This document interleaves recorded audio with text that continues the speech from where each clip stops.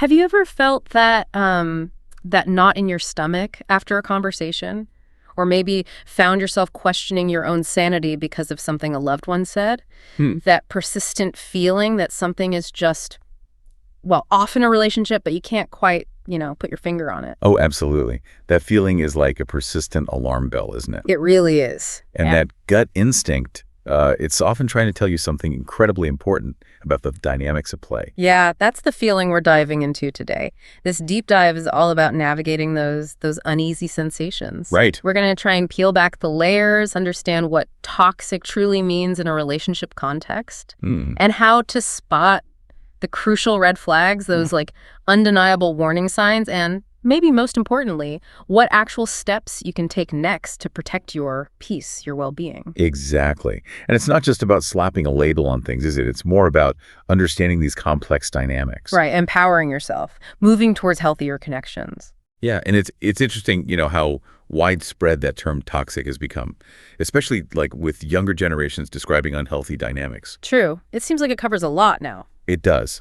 Clinically, historically, it was often reserved for situations involving really severe abuse, but now it's used much more broadly to capture those feelings and behaviors that lead to that pervasive sense of unease or harm. So, okay, it's not always outright abuse then, but it's always unhealthy. Can you help us sort of understand that spectrum a bit better? Like, what makes it different from just a rough patch or a bad mood? That's a great question. Precisely. While not all toxic relationships are necessarily abusive in a, say, legal or physical sense, all abusive relationships are definitely inherently toxic. Okay. The key thing is recognizing that toxicity exists on a spectrum. It's there when certain consistent feelings and behaviors start to erode your self-esteem. Ah, the consistency. Yes, or create significant stress and anxiety, or actively get in the way of your personal growth. It's that subtle sometimes, but continuous drain on your spirit. And this isn't just about romantic partners, is it? I mean, these dynamics can show up elsewhere. Absolutely. That's so important.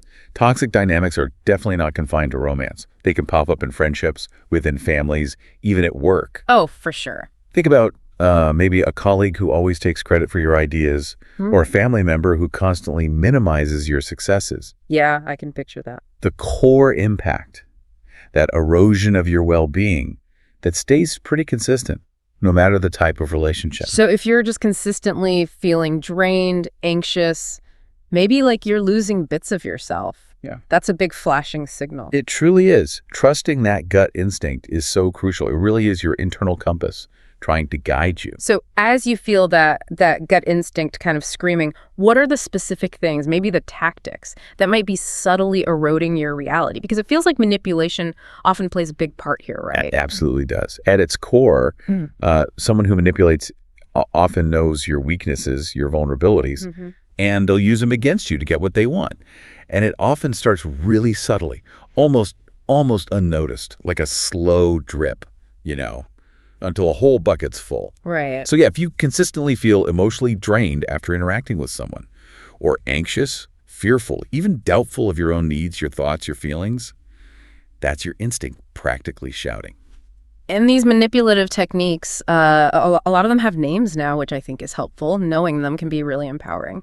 Should we talk about gaslighting first? It's like everywhere now. Yes, less. Gaslighting it's more than just denying facts. It's really a systematic psychological erosion. It's designed to dismantle your very sense of reality. Wow. Dismantle reality. Yeah, leaving you feeling untethered, maybe solely dependent on the manipulator's version of events. You hear things like, you're crazy, or you're just too sensitive. Oh, the too sensitive one? Classic. Right, or that never happened. You're imagining things. The goal is always to deny their wrongdoing, assert control, and make you feel confused, inadequate, maybe unable to trust your own memory or judgment. Yeah, you leave the conversation feeling totally spun around, like maybe I am crazy. Exactly. It's deeply disorienting, like someone's trying to steal your perception of reality. Okay, what about passive-aggressive behavior? That one can be maddening because it's so indirect. Yes, it's hostility, but expressed indirectly. Think about backhanded compliments, maybe. Oh, yeah. Or intentionally forgetting to do things they agreed to do. And alongside that, you often see constant lying and blaming. Avoiding responsibility. Completely. An emotionally manipulative person will often twist things, blatantly lie, or exaggerate to make themselves look good. Or they'll shift the blame entirely onto you, which is, again, another form of gaslighting, really. And these aren't just little white lies we're talking about. No, not at all. These are lies with intent, intended to mislead, to control the narrative, to control you. Okay, and what about love bombing? That term sounds almost nice, but it has a dark side, doesn't it? It really does. Love bombing is that initial, intense bombardment of affection and attention. Like super fast. Yeah, maybe saying, I love you just weeks into dating, or pushing for serious commitment incredibly early on. It feels amazing, intoxicating even. I bet. But then this intense adoration often flips quite quickly into devaluing you, maybe even discarding you once they feel they have you kind of hooked. So it's a setup. It's absolutely a tactic for control. Okay. It traps you in this cycle where apologies, often big gestures or gifts, might follow abusive behavior, but there's never any real accountability, no change in the underlying behavior. It's like a trap door hidden under a welcome mat. Wow, that's a powerful image. It promises everything but delivers control. Okay, then there are the more sort of overt forms like threats and coercion. Exactly. This is more direct, using threats or maybe even force to get you to do something. For example, a partner might threaten to leave if you don't do what they want. Or threaten themselves. Yes, or even threaten self-harm. Now, any threat of self-harm needs to be taken seriously, and you should encourage professional help for that person, always. Right. But it's also crucial to recognize when that threat might be being used as a manipulative tool to control your actions or prevent you from leaving. That's a tough line to walk. And the silent treatment, that feels like a really common, painful one. Punishment through silence. It absolutely is. Withdrawal and withholding, giving the silent treatment, is definitely manipulative. A partner might withhold information, affection, even sex, maybe to punish you for something minor. They might just refuse to engage until you give in, or apologize for something that wasn't even your fault. It forces submission without a word, leaving you feeling isolated, maybe desperate. Yeah, desperate for connection. And finally, there's isolating someone from their support system. That seems like a really key tactic. It's often foundational for manipulators. Systematically alienating you from your friends, your family, the people who know you and might offer perspective, makes you much more reliant on the manipulator. Cuts off your reality checks. Exactly. It makes you doubt your own judgment if you think about leaving, because your external support and strength have been chipped away. Okay, so we've kind of peeled back the layers on those subtle manipulations, the whispers. But sometimes the warning signs aren't whispers at all, are they? They're like blaring alarms. Let's talk about those really undeniable red flags. Absolutely. The clearest, most undeniable red flags involve actual abusive behaviors.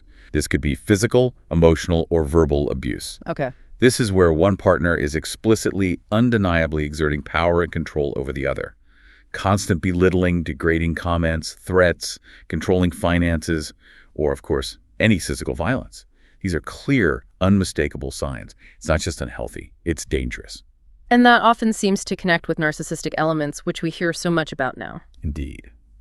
Certain traits, like a profound lack of empathy or an excessive need for admiration, often seen in narcissistic personality disorder, can fuel toxic dynamics. Oh. Well, it might mean one partner consistently dismisses the other's needs, feelings, or experiences, or constantly seeks validation and attention, making the relationship entirely one-sided. The severity of these traits really impacts how toxic things get. Right. And just to note, while these behaviors can be linked to things like borderline or narcissistic personality disorders, we're not diagnosing here. Absolutely not. That's for qualified professionals only. We're focusing on the behavior itself and its impact, regardless of any potential underlying diagnosis. Got it. Okay, what about something maybe less intense sounding, but still corrosive, like keeping score? Yes, keeping score. We've probably all seen hints of this, maybe even done it slightly, who paid last time, who did which chore. Sure. But it turns toxic when resentment builds, because one person is constantly tallying contributions, whether it's money, chores, even achievements. It creates this feeling of imbalance, bitterness, and it really erodes that sense of partnership. It stops being about fairness, it becomes about leverage, about control. Yeah, like you're always indebted. And when one person just has to be in charge, that major power differential. Yes, where one partner fundamentally believes they are inherently superior or more deserving of control, they dismiss the other's opinions, needs, decisions. Now, not all power differences are automatically toxic. Healthy relationships have different strengths. Right. But it becomes a huge red flag when that power is used for personal gain, to suppress the other person, or to maintain dominance. Which seems to lead right into controlling behaviors more generally. Right. Trying to dictate someone's life. Precisely.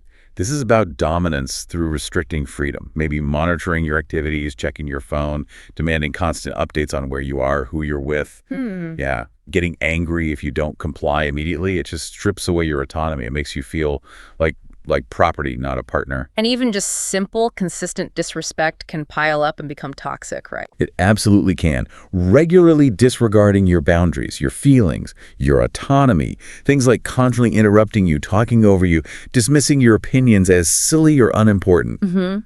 Look, occasional slips happen in any relationship. We're all human. Yeah. But if this kind of disrespect is a pattern, if it goes unchecked, it's a clear indicator of toxicity. It basically says, I don't value you or what you think. What about behaviors that just feel fundamentally wrong? Like crossing lines, inappropriate behaviors. Yeah, this covers actions that breach normal social, ethical, or even professional boundaries. The example given was like a teacher or manager making flirtatious comments to a student or employee. Okay, exploiting a power dynamic. Exactly. The inherent power imbalance makes it inappropriate, potentially exploitative, and creates an unsafe environment. It's a violation of trust and the responsibilities of that position. And it seems like a lot of these issues might stem from a lack of emotional intelligence. That's a really critical point. The inability to perceive, understand, and manage emotions effectively, both your own and others, often leads to unnecessary conflicts. Or it can fuel manipulative tactics, like maybe using love bombing because they don't know how to connect authentically. Right. And if a partner isn't willing to even try to learn better communication or develop more emotional self-awareness, that's a huge red flag. Because growth, both individual and relational, becomes basically impossible. Substance abuse is also mentioned as a red flag. That one feels pretty clear-cut. Yes, it's generally a clear indicator of underlying issues, often with impulse control or self-destructive habits. And those issues can quickly destabilize any relationship. Now, addiction is a complex illness, and encouraging professional help is vital. But the presence of active, unmanaged substance abuse often makes the relationship dynamic profoundly toxic. It impacts trust, reliability, safety, everything. What about partners who just shut down or seem totally isolated themselves? Two big things there. A lack of desire to communicate openly is a major barrier. If a partner is consistently unwilling to talk about their emotions, their needs, what's bothering them, maybe out of fear or discomfort with vulnerability, then real intimacy just can't develop. Problems can't get resolved. Yeah, you hit a wall. Exactly. And similarly, a significant lack of social connection or friends on their part can be a red flag. It might indicate difficulties in bonding or connecting with people generally. And that could put a lot of pressure on the relationship. A huge amount. It can make them overly reliant on their romantic partner for all their social and emotional needs, which is an unsustainable burden for anyone. Okay, wow. So with all these signs, some subtle, some blaringly obvious, why do people stay? This is often the hardest part for outsiders, maybe even for the person themselves, to understand. It can look baffling from the outside. It truly is complex, and it's so important to approach this question with compassion. The sources really highlight this.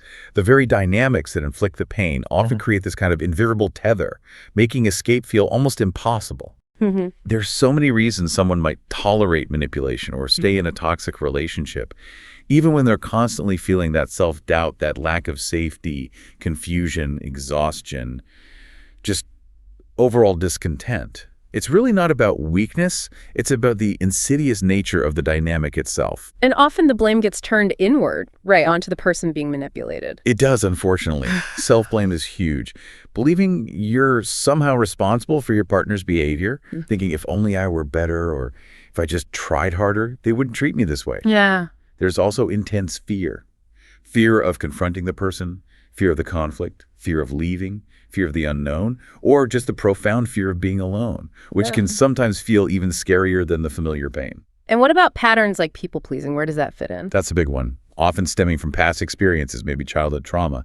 If someone grew up in a home where their needs and feelings were consistently dismissed or minimized, We learn to suppress them. exactly, they might develop these deep-seated people-pleasing tendencies where their own comfort and needs are always sacrificed to keep the peace or gain approval. This often gets worse if there's a lack of social supports, if they feel isolated already, or if they struggle with low self-esteem, feeling fundamentally not good enough, leading them to try desperately to earn love or better treatment. And a history of abuse can make someone more vulnerable, too. Definitely.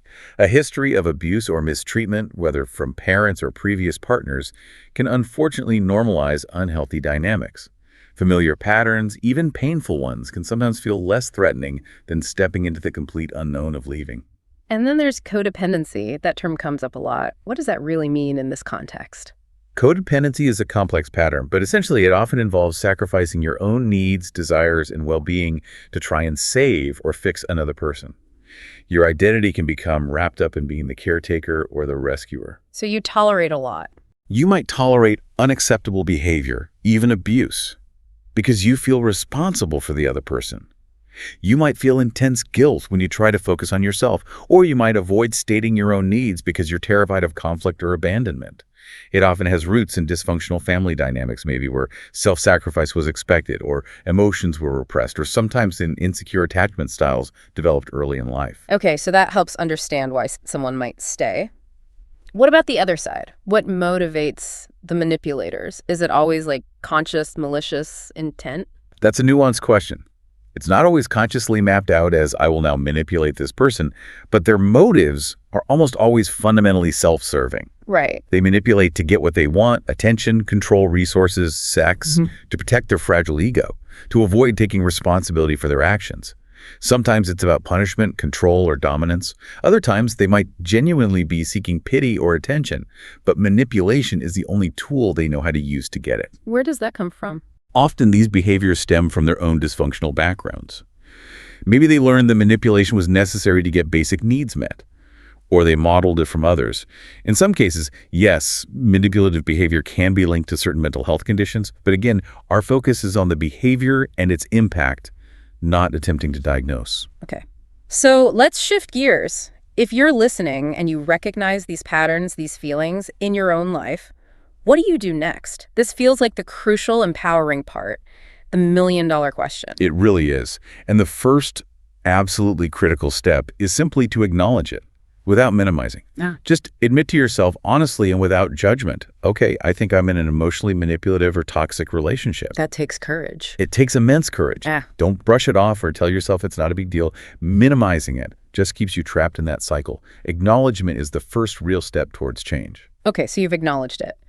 What then? Is it about communication? Because trying to communicate with a manipulator sounds tricky. It can be very tricky and sometimes unsafe, so caution is needed. But if you feel it's possible and potentially productive, then yes, communicate, but with a plan. A plan? Yeah. Don't just dive in unprepared. Maybe jot down specific examples of the behavior that concerns you and how it makes you feel. Use I statements when you do X, I feel Y, rather than blaming you always do Z, which just triggers defensiveness. Good tip. Try to choose a calm, neutral time, not in the middle of an argument. Be really clear and specific.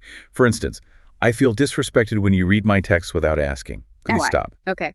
And listen to their response, yes, but try to stay objective. Don't let them gaslight you, minimize the issue, or turn the blame back onto you, which they might try to do. And what if that conversation doesn't work? Or if it's just not safe to even have it? That's where boundaries come in, right? Not just as rules for them, but as protection for you. Exactly. Setting boundaries is absolutely fundamental for self-respect and self-preservation.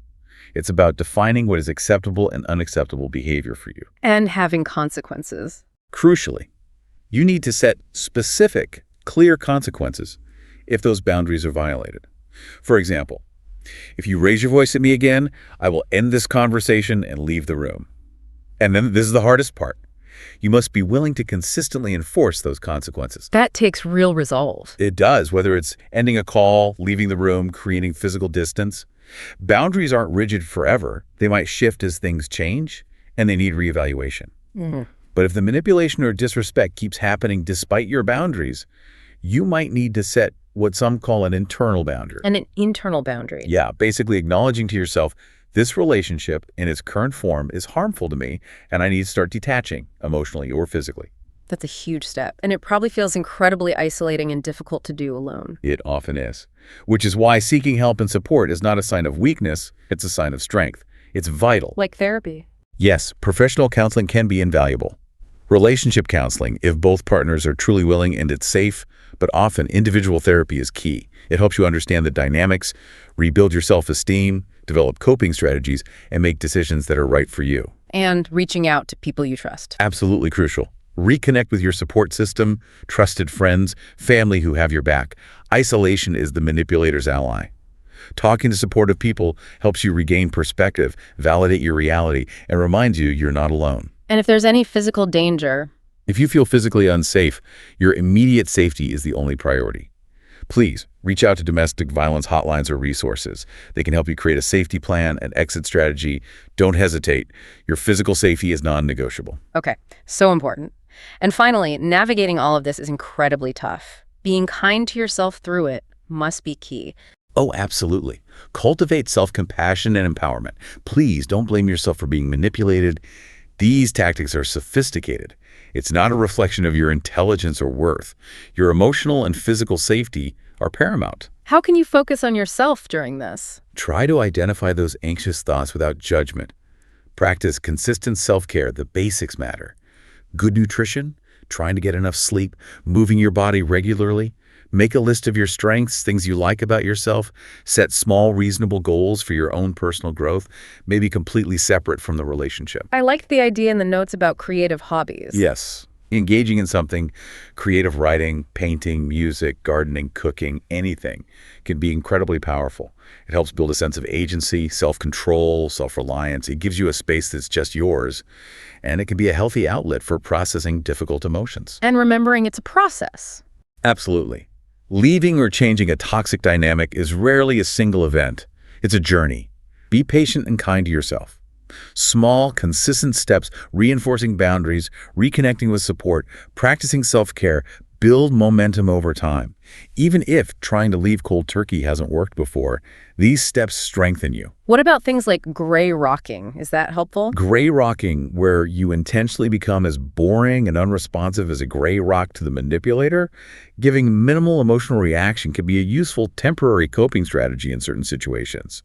It can sometimes de-escalate conflict or make the manipulator lose interest. But not a long-term fix. No, it's generally not a foundation for a healthy, fulfilling relationship. It's more of a tactic for managing unavoidable interactions or creating space while you plan next steps. And ultimately, knowing when to walk away might be the biggest act of self-care. It often is. It's about understanding your fundamental worth.